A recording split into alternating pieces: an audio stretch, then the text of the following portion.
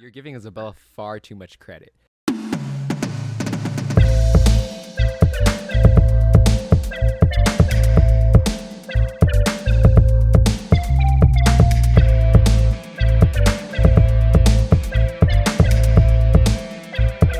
Matthew can edit this out. We can just,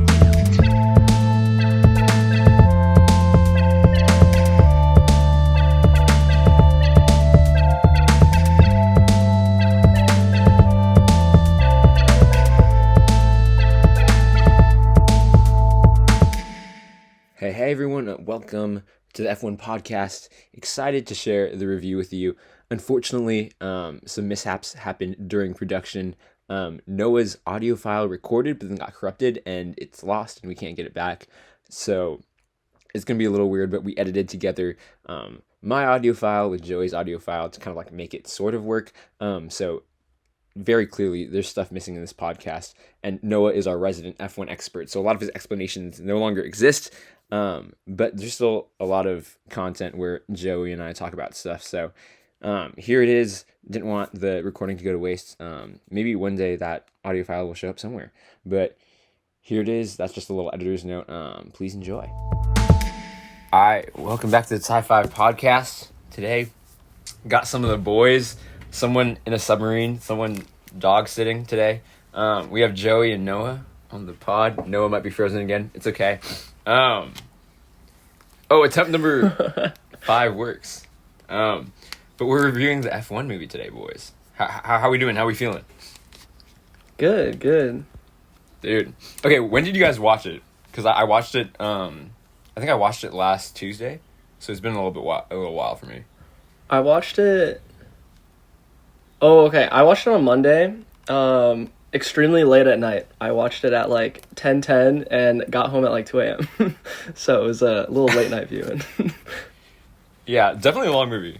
I saw it in Dolby, so it was like, I don't know. I've never seen a movie in Dolby, so I really don't know what the selling point of it is. I was told it's kind of like IMAX, but I enjoyed it. I thought it was good. I watched it regular. I just went to like the AMC $7 like discount on Tuesday. I was like, I was not planning on watching on Tuesday, and then I had like time left over, and it was like after work, a showing was right on, and I was like, why not? So yeah, I watched it like basically in the theater alone. But Mr. Dolby, the only premium format, thoughts? I thought it was good. Like, I could definitely feel the sub when they would drive and stuff. I think that was the biggest difference that I could notice maybe.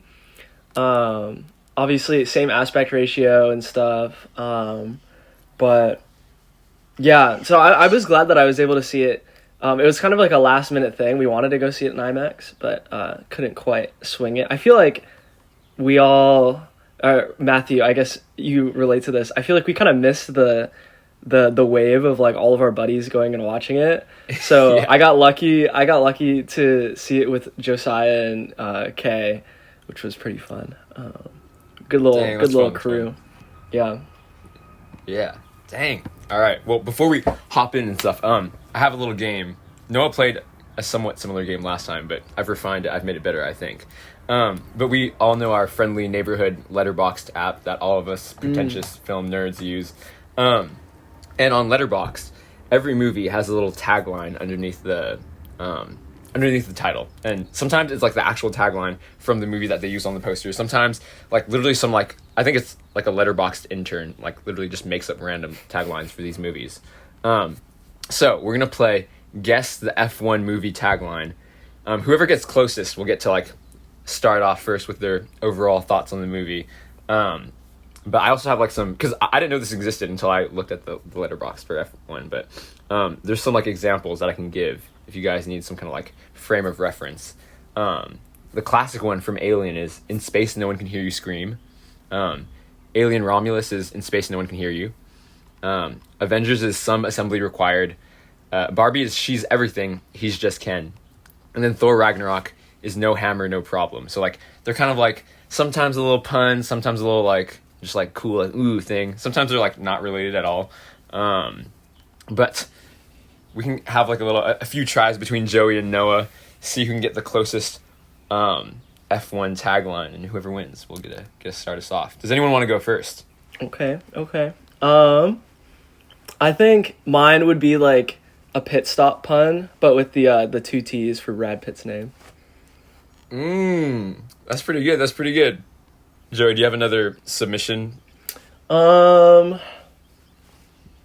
Shoot, I don't know how I would say it succinctly, but something about I feel like the firework and racing scene was pretty significant to us after we watched it. So I think maybe something about that, but All right. I'm gonna have to say that probably Joey wins. I don't know. I feel like this is like a pretty bad tagline. It is unfortunately not car noises. Although if it was that, I would have loved that. That would have been perfect. But the tagline for F1, I think is pretty bad. This is just the start. You're right. Like, I seems need to like call my dog over really quick. 1 second. I'm gonna mute, Go but for you it. guys go for it. Harper, come here. But yeah, this is just the start, which I feel like is a pretty terrible. It feels like this is really gonna be a franchise. Like this is F1. Tomorrow we have F2. We just go down the divisions. Harper, come here. But Joseph Mother. Since I guess you were closer because you had actual words in yours. What do you think Real? about F1 overall? The movie. Give me your thoughts. Your Twitter length review. Okay, so I went into it with very high expectations because I love, like, Top Gun Maverick is a very special movie to me. It was like a big one that like me and my dad rewatch all the time when we go and like hang out. But I think I went into it with like really high expectations, and the first probably quarter of the movie, I was like, oh, there's no way that this movie is going to be that good. And then it kind of, it ended up, I mean, long story short, it ended up kind of being that good by the end. But I thought it was really stressful at points. I thought it was like very thrilling, and I thought the actual filmmaking on display was really awesome. And I think there was the way that I would describe it, and I think I described Top Gun Maverick the same way. The director's Joseph Kosinski, is that his name? Yeah. The way that I would describe it is the same way that I would describe Top Gun Maverick, in that like there's almost nothing that takes me out of the movie. I think a lot of movies, even if they're really good, have small line deliveries, some edits, some like character choices that aren't super great. I think maybe there's one towards the end that we can get into towards like the nitpicks and negatives. But I think for the most part, nothing took me out of the movie, and it just like kept getting better and better as it went. And I thought it was a really cool kind of escalating tension to the whole thing. So good vibes, I guess. Good movie. In the group chat, after he watched it, Joey sent like, what'd you send? It was I don't even car remember, cinema. dude. Oh, absolute car cinema. Okay, I think I'm on the opposite end of you guys in terms of like expectations and stuff. Like, I have never watched an F1 race in my life. I haven't either. Okay, yeah, like my younger cousin, she like loves F1. She like, mostly because I guess hot guys or whatever. But she's also like a mechanical engineer, and so like she like loves this stuff. Like last year, I was hanging out with her. She was trying to like explain to me, like she like made a slideshow presentation for me and the rest of my cousins about like how beautiful F1 is. I did not listen to a single slide of that presentation. I was like, this is dumb. And like I knew it was coming out this summer, but I was like, oh, I guess it's the movie. Like I wasn't really planning on watching it. But I think like after watching the movie, like the first thing that I told my dad, who like my dad enjoys racing, like here, like following NASCAR, Indy, and F1 a little bit like loosely. I told him like, I think it kind of makes me want to follow F1 in real life, which I think is a testament to like how how awesome they made like the racing like feel like very viscerally, and then just like how cool Formula One is in real life. And then also like I think the movie did a good job of like establishing like the boundaries, rules, and like the meanings of each race, because like this movie is like maybe 80% racing. It's like just race after race after race, and I think they do a good job of like not making it boring and making us like know what's going on and like what it means each time. And so for like a casual like me, I feel like I was able to like jump into like I have no idea like how accurate it is or whatever. Maybe it's terrible. Maybe it's absolute cheeks in terms of accuracy. But I thought it was like really fun. I thought Brad Pitt was pretty cool. And he's like, I don't know, like charismatic and hot and old and you know. So yeah, I enjoyed it quite a bit. I was like, Dad, you should watch this. But yeah, I don't know, kind of like the general thoughts. I know F1 like Mr. Superfan here. We can talk about this more later, but like give me your like 5-sentence nitpicks of like accuracy in F1. Like break Joe and ours hearts, like break our bubble of like Brad Pitt is actually not the best racer of all time. That was my perception too. Like I have like no rule knowledge, and I turned to Kay, who was sitting next to me. I was like, is this normal for Formula One? Like, are we totaling the car like every single race? It felt like, to me, I know Formula One is supposedly a team sport, right? That's what they said throughout the movie. But some of the strategy and stuff that they would do, where they would just, yeah, it was just like, it seemed so unorthodox that it just, I had a hard time believing that you could actually do that in the game, you know? But it definitely made for a good story, or entertaining like race strategy and stuff. Yeah, when I think at some point they're like, all right, let's go to plan C. Can you make this for combat? I was like, what? This is not real. But I enjoyed it. I don't know, it was fun. I was like, Brad Pitt, if you tell me to do something, I will do it, probably. Okay, so of the racing, what part impressed you the most, Noah and Joey? I guess you too. You pleb, you casual like me. You guess, it's okay.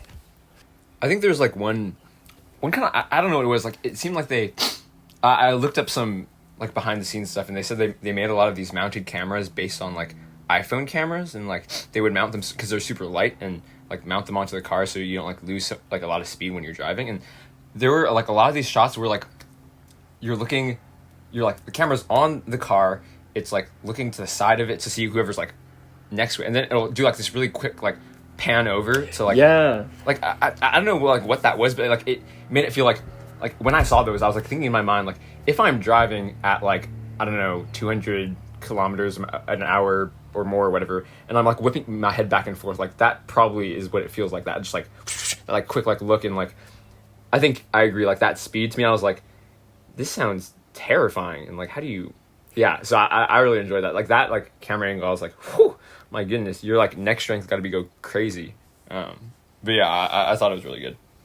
Yeah, I think specifically the whip camera angle that you're talking about, I noticed it a few times. I think at a point in the movie, I was thinking like, oh, they really like this angle, because they did the exact same shot like 5 times or something, and I picked up on it. And I think when the tension was kind of low in those earlier races, I picked up on it more, and it became something where it didn't take me out of the movie or anything, but I was like, oh, they really like this shot. But I liked how, I kind of was thinking about it in terms of Top Gun Maverick being another movie that's all about speed, and it's all about like seeing the, in that case, the pilot reacting to how quickly they're going and all these maneuvers. And I think this one, F1 definitely improved upon a lot of the techniques, I think, that were seen in that movie, because the camera angles, while they're still on the car, while they're still like showing the driver, like you were saying, there was a lot more movement and stuff, and I think it gave a better sense of, yeah, like what the mind of the driver would be, like whipping their head back and forth, getting all this information about the stuff around them, versus I think Top Gun Maverick, I always refer to it as like the streamer reaction cam, because it really is just like a static camera. It really is. Yeah, it's a static camera, and it's not really like showing what's around them all too much. And it's showing them react. It's showing them like the skin on their face, kind of like what is it? Like the G-force, like pressing it against them. And this one, I think it being more of a strategy film and less of a, I think Top Gun was all about just the feeling, the vibe, like don't think, just go for it. I think in both ways, to me, I thought there was, I think it definitely, in the least like pretentious film bro way possible, like the way that it was shot, definitely enforced those two different styles of, I guess, kind of like driving.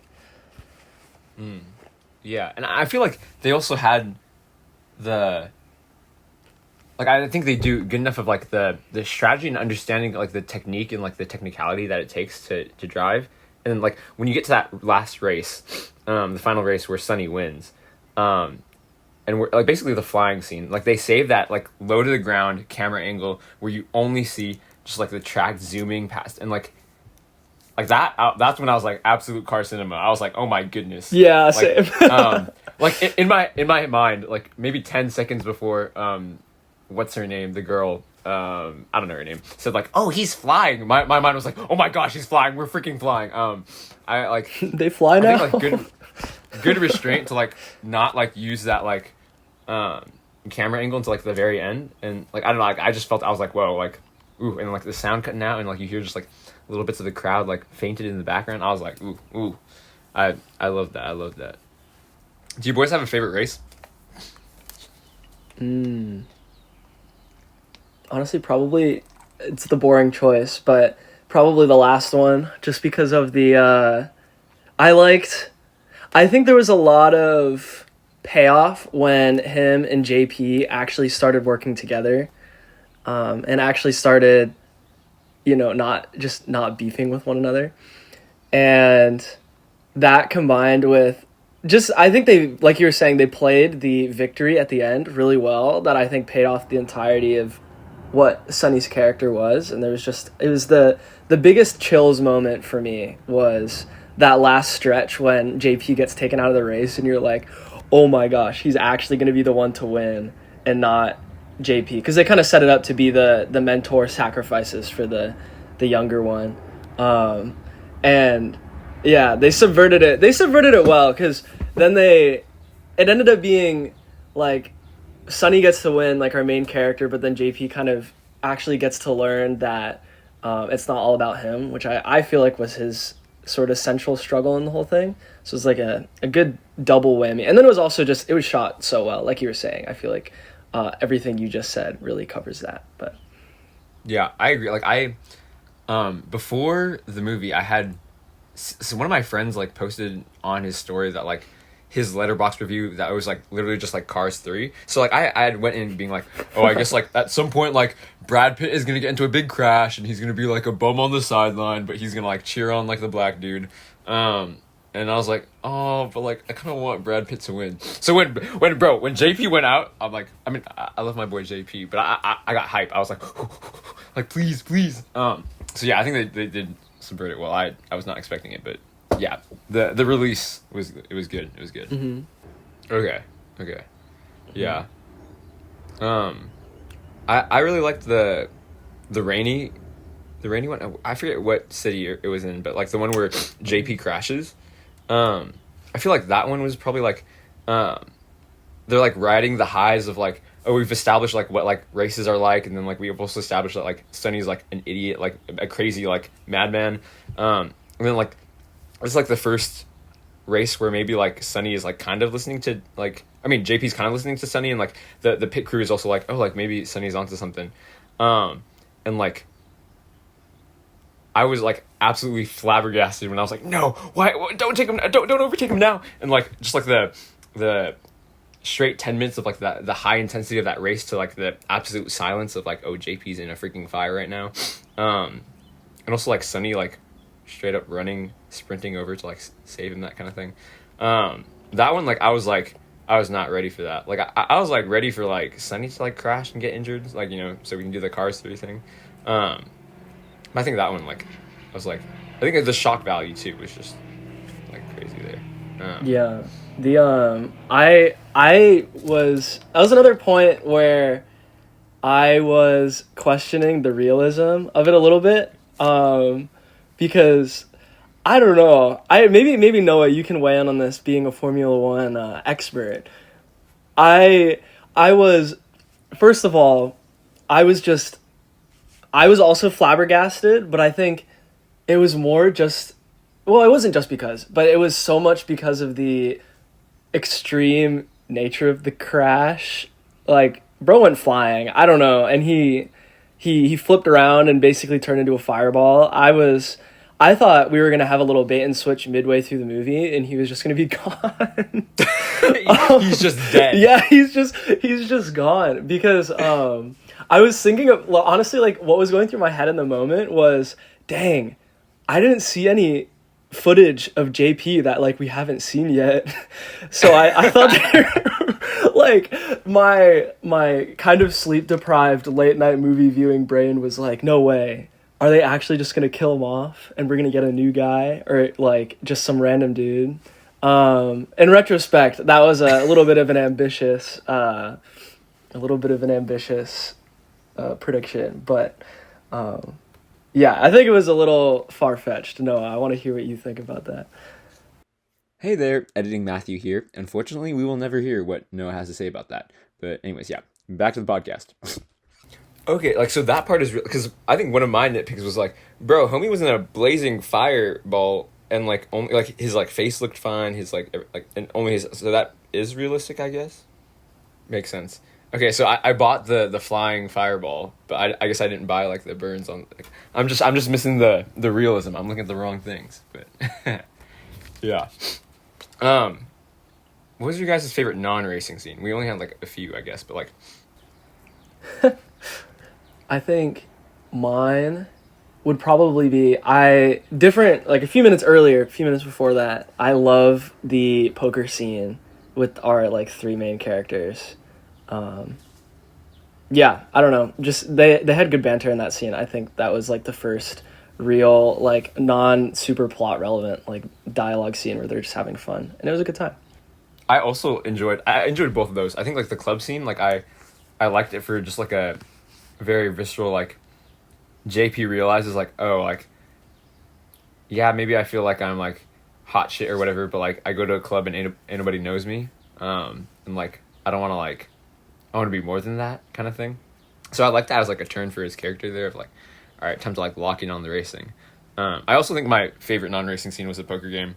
I think it was very like snappy and like quickly edited, and also like the dialogue was like fun, quick, like well delivered.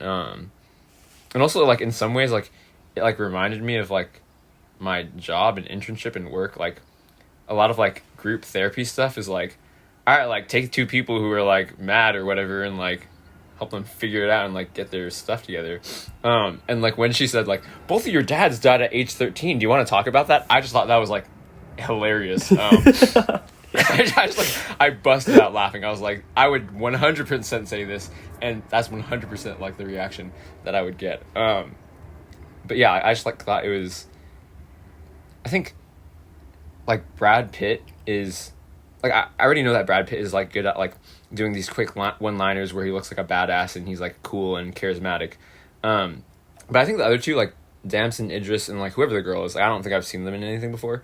But like I was surprised at like how likable JP's actor was. And I was like, I like even like I think I've seen like rumors or like articles that like he might be like the next like aged up Black Panther, and I was like, I would be cool. What? With that. Like, really? Wait, that'd be so sick. I'd be like down with that. Yeah, I'd be down with that too. So, like, I enjoyed that, and then I also like buy that like Brad Pitt would be a womanizer who like just like goes after like any woman and like will get any woman too. Like I was like, oh, that like makes sense. Like not just like a I don't know. Like I was like, just Brad Pitt does what Brad Pitt wants to. But yeah, okay, you guys like, because when I was thinking about this, like in comparison to Top Gun Maverick, I don't really love the whole Jennifer Connelly, Tom Cruise relationship in Maverick. What do you guys think about the little mini romance that we had here between Irish girl and Brad Pitt? I liked it, but I was frustrated by the ending, to be honest with you. I I thought it was like, I thought the buildup was good. I also am not a fan of the Tom Cruise Jennifer Connelly romance. I really like. I don't see why it was in the movie. To me, it read like the love interest from the first movie didn't age very well, so they had to write in a new romance option for Tom Cruise, because he's older now. So they had, without like recasting the character, of like his love interest. I don't even remember her name from the first movie, but I dug it in this movie, but I was a little bit disappointed, and maybe this goes to like the broader scope of how they ended Sonny's character. I was kind of disappointed that he went back to just being like a full-time nomad kind of thing.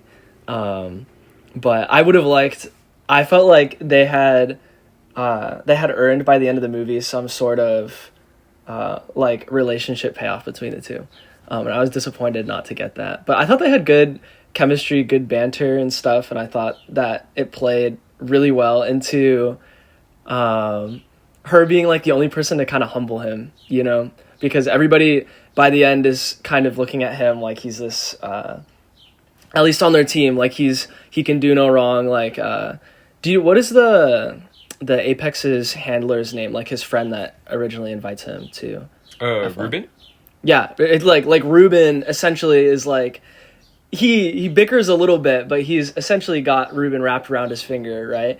And she is really the only one that's pushing against him, and I think it made for a very entertaining kind of watch. The reveal at the end that he was just kind of like, oh yeah, this was just a thing for while I was here. I was surprised because I felt like maybe it's just my assumption with movies, but I felt like it was built to not end with that. Yeah, I think like the chemistry is like what carries it mostly for me. And like I agree with Relo. I felt like at the end I was like, when she walked into like that like hotel room or whatever, and like he had all these like cute like candles or whatever. I was like, is he gonna propose? I was like, what is happening here? I was confused. I was like, huh? I'm like, he's wearing this. Oh, that's another thing too. Like, oh my goodness. Yeah, he was dripped out at the last scene.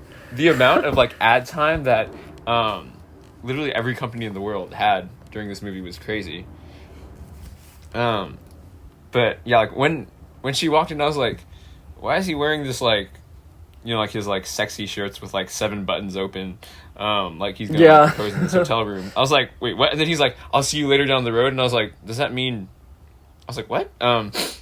And especially because like, I don't know, like after the one night stand, like they have like this like cute little conversation about like him wanting to fly, and like she's all like cuddling next to like his like elbows and stuff like that, and I'm like, oh, like this seems to be like a little bit more than, like there's more connection there than whatever. So I was like, oh yeah, I guess, yeah. So I was confused at that too, of like you said, Joey, in like the broader scheme of things, like it didn't feel like him going back to be a nomad and doing what he did was like I don't know, it didn't feel as satisfying as it could. Like I feel like I could have like Ruben could have screamed like, tonight we are the best in the world, and they scream and they're happy and they're whatever, and then like I don't know, like fireworks, and you probably could have ended the movie there for me, and I've been like, dope, sick.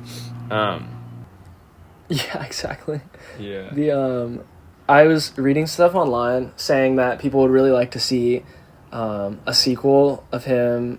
I guess Tom Cruise did like a racing movie a long time ago, but like a sequel, and they were to like do a little crossover between them. And since Sonny is doing other races now, that could be an avenue. But for me, it's like, I guess if you're talking about like speed, you're talking about thrill, I don't really know where you go from F1. You know what I mean? Like F1 seems like if you were to make a multi-film kind of character thing, F1 would be the final kind of like the end of it all, because it's just like where do you go from there? So it seemed like to me you could open it up to maybe doing more stuff with the character, which I personally doubt that they would do, but it definitely, I don't know where you would go where it would be grander than what had already happened, Yeah, I agree, and I like just like if there's a sequel, I feel like Brad Pitt can't be like the main guy in it, like because like he's had his full career. He had his injury, and like this was his like, all right, like I'm coming back. Like they put me back in for one last ride, and like he does his thing, and like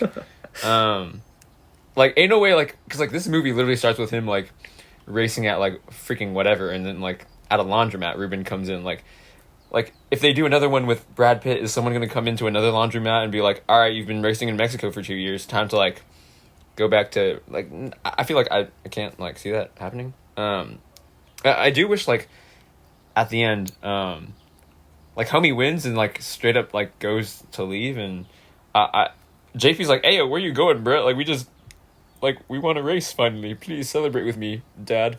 And like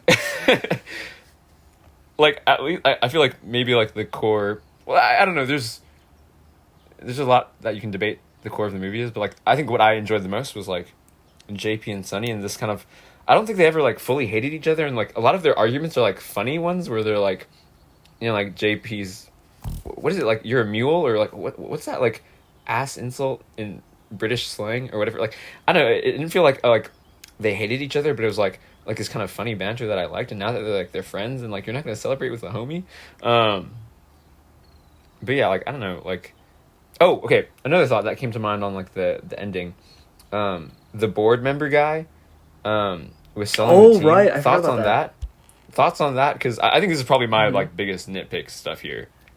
Yeah, from what I got was like all of the rest of the board was like, I don't know, okay, everyone was just mad at Ruben because he's a bum, and like they were bums for like the last year or whatever.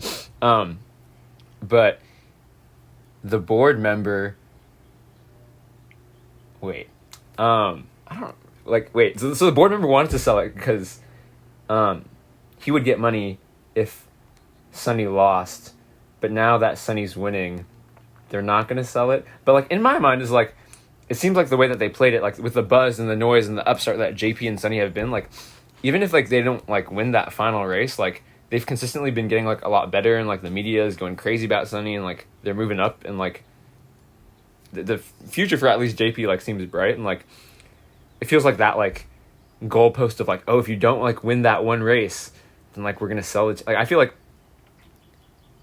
in the whatever reality of this movie, like it feels hard to be like, oh, you just like had a great second half of the season where like everything is trending up, and we're gonna like make you sell the team and take things away from Ruben. So I was just kind of like, man, like why do we need like an extra like little villain in this like movie? I don't know. Joey, did you have like other thoughts on? Yeah, I think early on in the movie they said something about if they don't win, like they don't get first place in a race within their first, I think it was 2 years or 2 seasons of being on, like being in F1, then they would have to either like sell the team or like get demoted from the league or something like that. So Okay. that was something that I heard in the beginning of the movie, and so I think that plays into it. And I think with the board member guy, essentially he was playing kind of for Ruben's team. Like he was introduced earlier in the movie as like he's a chill guy, you know. He's Ruben's in guy on the board, and then the second they start losing and it's starting to look bad, this guy kind of switches teams, and he's like cutting and running and trying to get the most bang for your buck out of kind of what's happening, and that's why he offers the deal to Sunny, saying that like, I see how you're being successful and stuff, and with whatever direction that we go, like we would want to have you to continue this upward trend. But he was kind of, again, if I'm not mistaken, I could totally be wrong, I kind of interpreted that like he was gunning for Ruben's job, and once Ruben failed, that it would be his kind of dream scenario would be that they would sell the team, or ownership would be transferred to somebody within the board, and they would change things. And then he had recruited Sunny to hopefully, again, take over whatever like majority stake that Ruben had to continue working on the team, and to kind of, I guess, cut him out of the equation. That's how I interpreted it. And so if they had lost, then they would have been forced to, again, I don't remember exactly if it was the team closes down, they had to like change ownership or whatever it was, but that was the last race that they had before their like imaginary deadline that Ruben originally recruited Sunny to get past. And so, yeah, had they lost, then he would have had like all the power to do whatever he wanted with the team. So he was like really wanting them to lose. That's what I got from it. But I see. Okay. I think wait, that question makes about sense. Formula One as well. Are there so Apex? First of all, is Apex a real Formula One team? Okay, that's what I figured. And so this is purely out of curiosity. So I take it that like Ruben in the like movies universe probably started this team. Like, do new Formula One teams crop up often, or is it mainly just like the same like group of teams that has been around for like however many years? Okay. And also like a question on like when you're watching F1, like it seemed like the pit crew in the movie, the pit crew was talking to Sonny and JP and whatever, and like Sonny's saying like some random stuff like, "Hey, like do this crazy thing," and it seemed like on the broadcast within the movie, like they were like, "Oh, it seems like Sonny's doing this." Like to me, it came off as like they have access to the audio in the pit crew. Like, is that a thing? Yeah. Huh.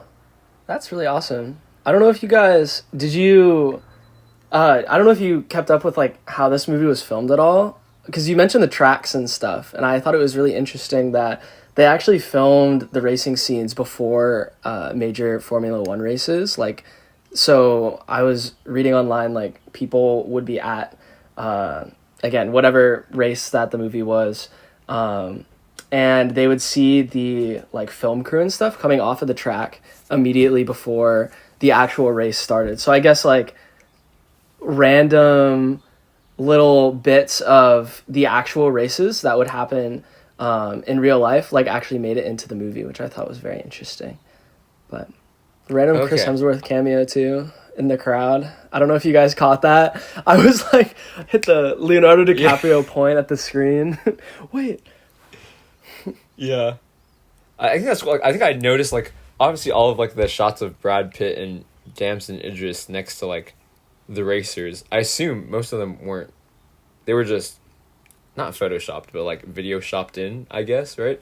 But also there's just like a lot of like scenes where like just like around the pits and around like the track where like Brad Pitt is walking past like who I assume are.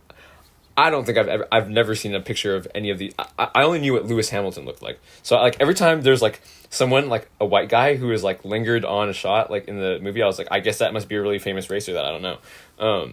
But yeah, right, dude, that is sick. Like that also must be like a logistical nightmare to shoot like during the actual season. Like that sounds great. Okay, and so I assume like I wonder like did they on maybe like the qualifying day before the actual race, did they go around like and hand like big like Brad Pitt heads to people, be like, all right, can you like scream and hold this for a little bit, or like maybe that was like that on a soundstage, I don't know, like I think that's funny to me, like oh like that's cool, dang.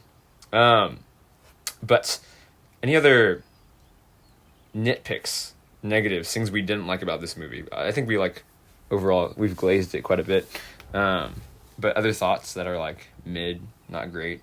Yeah.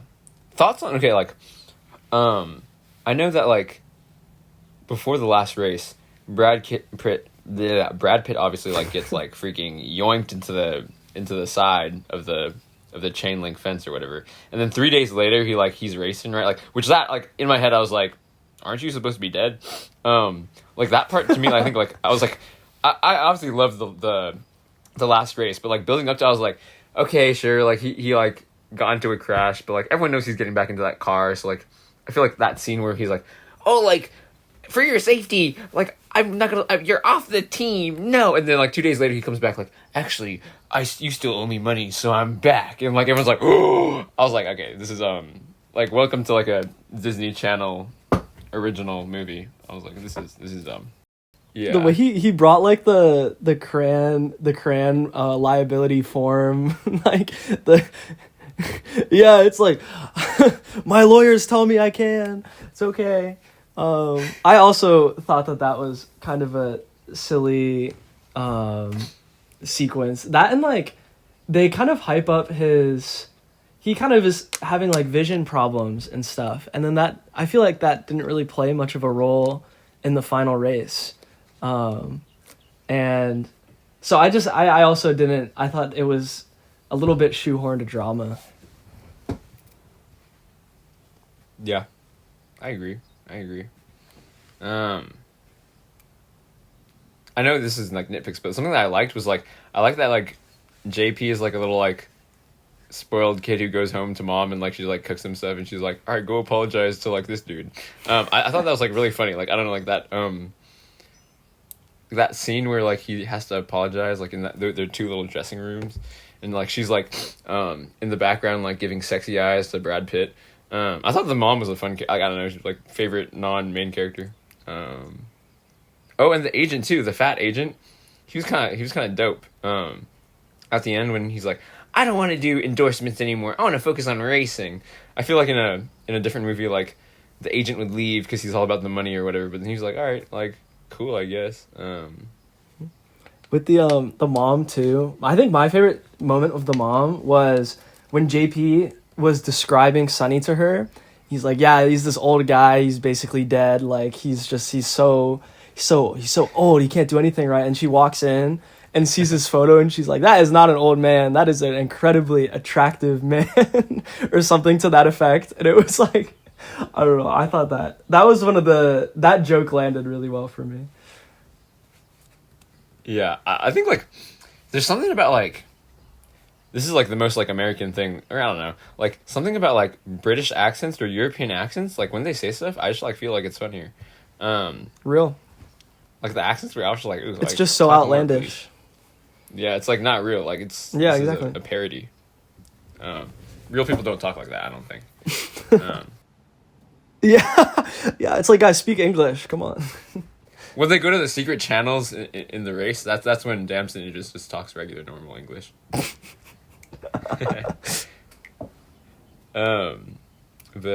I don't know. Those are kind of my thoughts. I don't know. I thought like JP and Sonny's relationship was cool. I liked how like individually, like not to each other's faces, they respected each other. Like I think one of the first conversations JP has with his mom is like, oh yeah, he's this old dude, but he quick dough.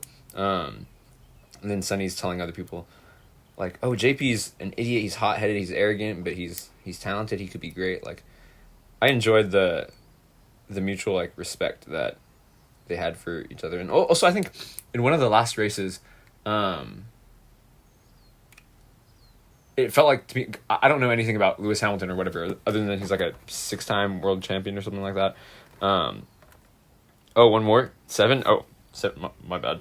But there's a moment where I think Hamilton like, or Sonny's trying to like play defense and like Hamilton like scoots by him or something and he's like, Sonny's like, oh damn, that guy's good. And it felt like that was definitely like an executive producer note where like Hamilton's like, hey, tell Brad Pitt to say that I'm a really good racer. But stuff like that, like I thought that was like good that like, oh, like we made it clear that Sonny he's good and talented, but he's not like not that guy, but he is good.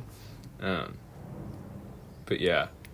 But in the end, like even though Apex GP won the last race, they're not the champion of the season, right? Not even close. Okay. Yeah. Bums. Yeah, I don't know, that's kind of all I got. Any other thoughts on this movie, on F1? I think Top Gun Maverick is still a little bit better.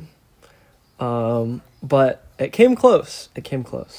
I think I never watched Top Gun Maverick in theaters, so maybe like that's where like the bias is like leaning towards it. Bro, you missed out. I definitely, because I watched You Top actually Gun fumbled. Maverick. I think I watched it like just a few months ago on my like TV with my dad, and I was like, this is sick. So like I guess the theater bias is kind of like on the F1 side for me, but in like 20 years when they re-release Tom Cruise's Top Gun Maverick in We're making a IMAX. Top Gun 3. So they are? Yeah.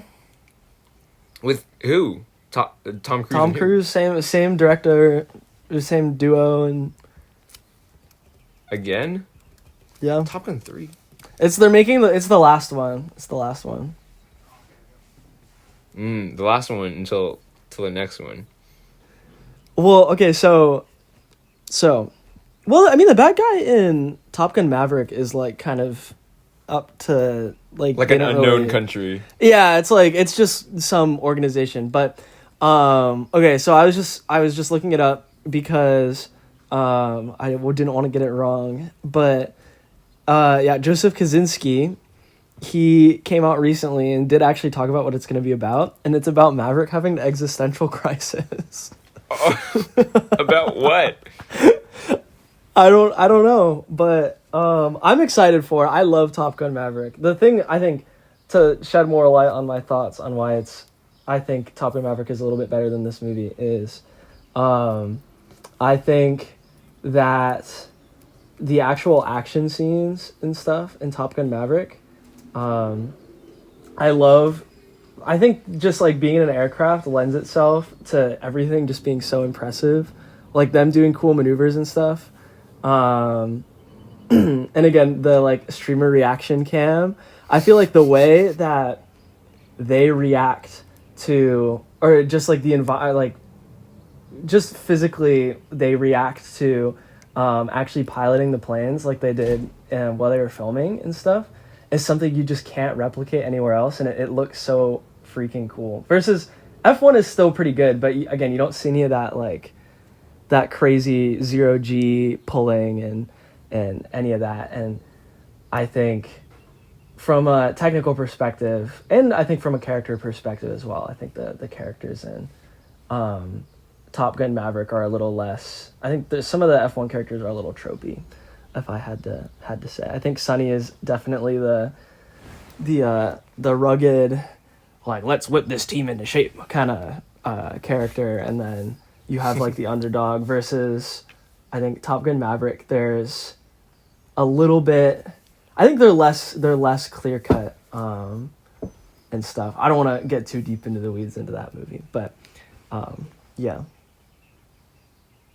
I'll just never forget the enemy fighter jet like random like maneuver, and like Tom Cruise like, yo, what the fuck? Yeah. That is one of the greatest action scene moments of like that was because he said exactly what I was thinking in my mind. I was like, yeah, peak. Yeah, so real. Yeah. Okay. Last thought, Mr. Noah, our like resident expert. The two podcasts he's been on, he's been the expert, like the How to Train Your Dragon Riders of Berk expert and F1 expert. But okay, if some casual loser homie like me wants to get into Formula One racing and following that, like where to start, how to do it, give the quick quick guide. Editing Matthew here again. Obviously Noah can't say this, but he basically said, watch Drive to Survive and watch actual F1 races, YouTube stuff. And yeah, so there's a documentary, Drive to Survive. It's pretty good. It'll get you into it. Watch it now. There are races happening this weekend. The season is still on. Just look it up and have fun with it. So yeah. Dang. Sounds good. Well, I don't have any thoughts, but boys, thank you for hopping on. Rest in peace, Ethan, who could not be here. Rip. But he probably would have just said, it's fantastic, it's amazing. Yeah. I don't know. But yeah. All right, thanks. Until next time. See you guys. Bye. Adios.